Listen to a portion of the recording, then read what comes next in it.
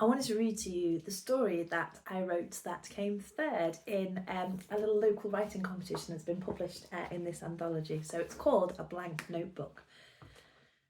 I turn the key in the lock and push the flat door.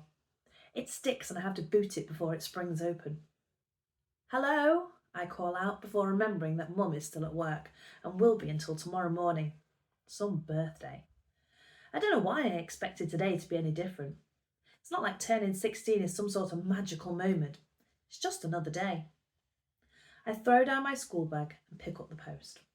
Bill, overdue notice, a leaflet for another new takeaway, an angry looking envelope from the landlord that I put on the side so Mum can see it, and a parcel for me. I know it's my birthday, but it's just me and Mum. I wasn't expecting a birthday card in the post, let alone a parcel. Who on earth would be sending me a parcel? The paper packaging is crisp and clean. It looks very posh. It's postmarked from London, and a quick Google search tells me the return address is a solicitor. Confused, but also a little excited, I tear it open. Inside are 2 envelopes and a notebook. The notebook is beautiful. The cover is a textured deep purple with intricate golden flowers. A slim silver pen is concealed inside the spine. I extract it. A real ink pen. I turn my attention to the envelopes. One is handwritten, the other typed. The typed one is addressed to me, and the other, in beautiful cursive script, says, "To my first great-great-granddaughter." I open the typed envelope first. It's the same heavy-set paper that the parcel was wrapped in. There's a short letter inside. Dear Miss Harriet Hewitt, some years ago, Mrs. Alice Brown entrusted us with this notebook and letter with strict instructions to deliver it to her great-great-granddaughter on her 16th birthday. We now consider this matter closed. Yours sincerely, Abraham Lotus, Lotus and Sons Solicitors. I have a great-great-grandmother? Maths isn't my strongest subject, but I know she's unlikely to be alive. Why had she sent me a notebook on my 16th birthday? I gently open the handwritten envelope and begin to read. Dearest child, many happy returns on your 16th birthday. I am Alice Brown, your great-great-grandmother on your mother's side. Every 5 generations, the firstborn female upon turning 16 inherits the power to rewrite the world. It was my gift, and now I'm passing it on to you. This notebook is no ordinary notebook. Let your ideas flow from mind to ink and watch the magic take hold. My only wish is that when you reach a ripe old age, you make arrangements to deliver the gift to your own great-great-granddaughter. May your life be rich in stories and adventure. Love and warmest wishes, Alice. This has to be some sort of joke, right? I reread the letters again. This is bonkers. I open up the notebook and pick up the pen. A buzz of electricity rushes through my fingers as the nib touches the page. I start to write. I write about a life where money is no object, where there are no bills piling up at the door or the threat of eviction hanging over us. I write about a house with so many rooms you get lost. Once I've started, I can't stop. It feels like the pen is pulling the ideas from my head onto the page. I feel frantic, almost manic. And then suddenly it stops. The electricity fizzles out and there's calm. I've written an entire page. That was weird, but I think nothing more of it. It's just a notebook after all. I make myself a microwave meal and head to bed. I put the notebook on my bedside table before I go to sleep. The next morning, before I even open my eyes, I can tell something is wrong. The sheets feel different. Cautiously, I open one eye, and the room is unfamiliar. It's about 4 times the size of mine for a start, and the floor is littered with designer bags and shoes. I reach over to grab my phone, but instead of my hand-me-down with a cracked screen, there's a brand new phone. What's going on? Is this the book's work? There's a knock at the door, and a woman enters carrying a breakfast tray. Ah, Miss Hewitt, you're awake. Here is your breakfast, then you need to get changed. Your birthday party begins at 4.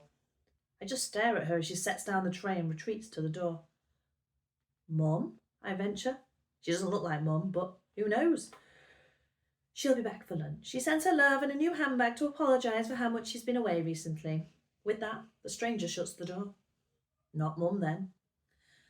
I leap out of bed and rush over to the walk-in wardrobe. So many expensive clothes. I throw on something and wolf down my breakfast. I'm eager to explore. There's a text on my phone from Mum. Hi, darling. Sorry I missed the big day, but of course I'll be there for the party. 400 people. What a party it will be. Ciao. Kiss, kiss, kiss. That doesn't sound like Mum. I wander around trying not to draw too much attention to myself. I pass a wall that's covered in photos of a very glamorous lady shaking hands with world leaders, celebrities and people I don't recognise but look super important. I take a closer look at the perfectly manicured woman. It's Mum? No way. I find a pool, and swim to think. I should ring Jess. She'll know what to do. But when I look through my contacts, there is no Jess, just ridiculous names like Bartholomew III. Lunchtime comes around and Mum is still not back. The lady from my bedroom in the morning has been replaced by a sour-faced woman with sunken eyes. She scowls when I ask where Mum is. They haven't even set her a place at the ginormous table. This must be a regular thing.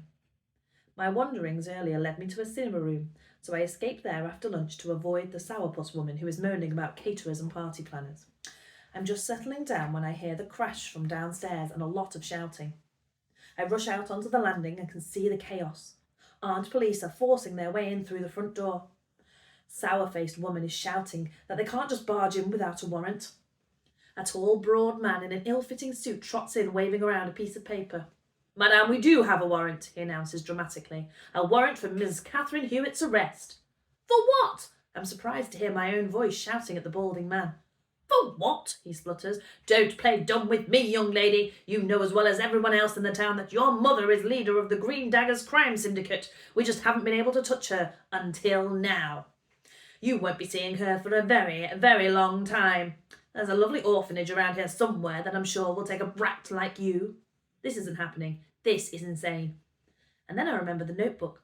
I clatter up to the second floor, 2 stairs at a time, followed by the raspy shouts of the inspector. Get her! When I reach my room, I can hear footsteps on the landing. I launch myself through the door and slam it shut, pulling a heavy dresser over it. Panting now, I grab the notebook and I turn the page. New page, new story, right? I start to scribble and scribble and scribble. There's a loud crash as the police break through my door. A large chunk of wood flies towards me and hits the side of my head. I feel the world go black as the pen slips out of my hand. Don't take me! I shout as I come round.